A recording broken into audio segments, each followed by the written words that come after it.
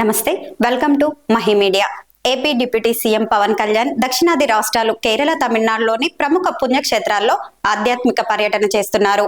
ఇందులో భాగంగా ఆయన హైదరాబాద్ లోని బేగంపేట విమానాశ్రయం నుంచి నేరుగా కేరళలోని కొచ్చి ఎయిర్పోర్ట్ కి చేరుకున్నారు. అనంతరం కొచ్చి దగ్గర శ్రీ అగస్త్య మహర్షి ఆలయాన్ని దర్శించుకున్నారు. ఈ సమయంలో పవన్ కళ్యాణ్ వెంట ఆయన కుమారుడు అఖీరానందన్ కూడా ఉన్నారు.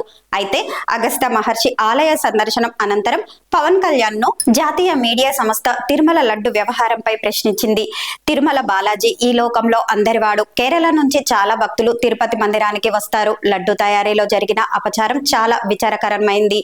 నాకు అది చాలా బాధించింది. ఈ వ్యవహారంలో ఇప్పటికే నేరస్తులు అరెస్ట్ అయ్యారు. ఇక నుండి ఇలాంటి ఘటనలు జరగకుండా చూసుకుంటాము అని డిప్యూటీ సీఎం పవన్ కళ్యాణ్ చెప్పుకొచ్చారు. ఆయన ఆధ్యాత్మిక పర్యటనలో భాగంగా అనంత పద్మనాభ స్వామి, మధుర మీనాక్షి, శ్రీ పరశరామస్వామి అగస్త్య జీవ సమాధి, కుంభేశ్వర దేవాలయం, స్వామి మలై, తిరుత్తై సుబ్రహ్మణ్యేశ్వర స్వామి ఆలయాలకు వెళ్లి అక్కడ ప్రత్యేక పూజలు నిర్వహించనున్నారు. ఆయా ఆలయాల్లో భక్తులకు వసతులు, మౌలిక వసతులు కల్పనకు అక్కడి అధికారులతో భేటీ కానున్నారు.